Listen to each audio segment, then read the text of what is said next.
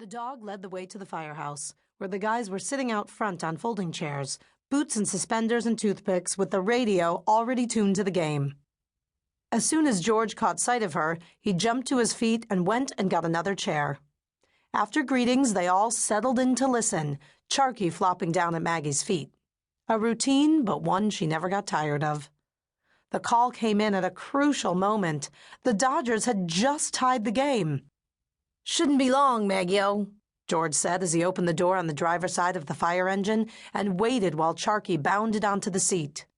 "Doesn't sound like anything serious. You better get that lead and keep it for us."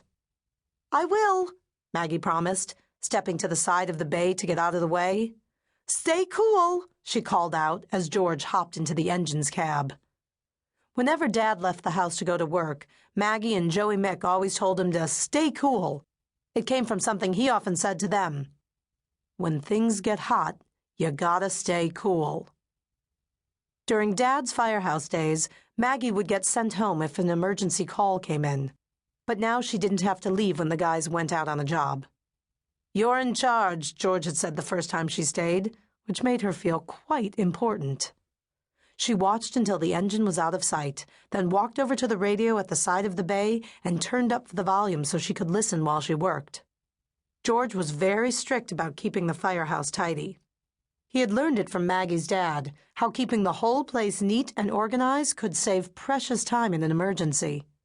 Most days at the firehouse, when there weren't any calls, the guys spent a lot of time cleaning. Today, Maggie planned to surprise them by sweeping up while they were out. Dad had been a fireman at this station until 3 years ago. One afternoon when Maggie was 6, Mom answered a knock at the door. 2 cops were on the stoop. There had been a fire, and Dad was hurt. They didn't know how bad. Maggie could still remember every detail of the ride to the hospital. The dome light flashing and the siren shrieking and Mom holding her hand tight enough that it hurt. They saw Dad for a few moments before the operation to fix his leg, his face so black with soot that you couldn't tell where the soot ended and his hair and mustache began. And when he smiled at them, his teeth looked the whitest they had ever been. Smiled even though the pain must have been too awful to imagine. And he said, "You weren't none of yous worried, were you?" Maggie had seen the tears tracking down her mother's face as she cleared her throat and answered, "Pish, I couldn't be bothered. I was getting the dinner and it'll be gone cold now, thank you very much." They were clustered around his hospital bed when he woke up from the operation.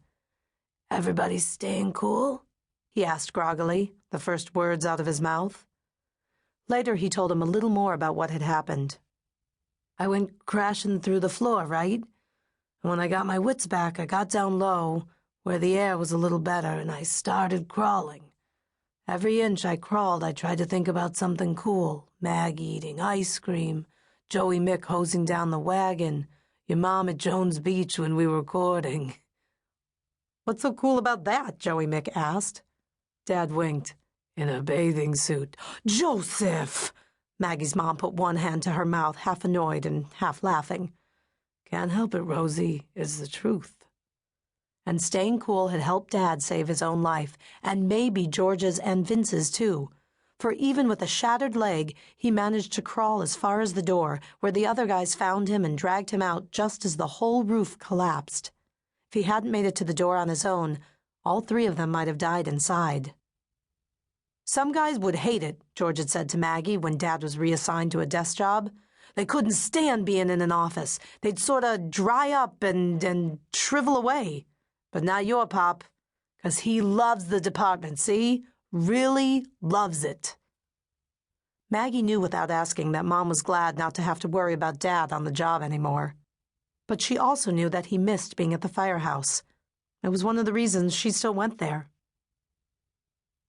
"Told ya," George said to Terry. "Told ya she'd get the lead for us." The guys were back. As George had predicted, the call had been an easy one, nothing but smolder by the time they got there.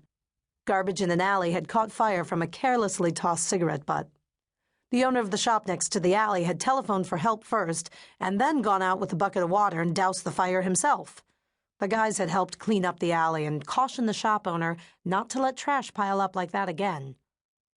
Maggie made a tiny gesture that no one else could see.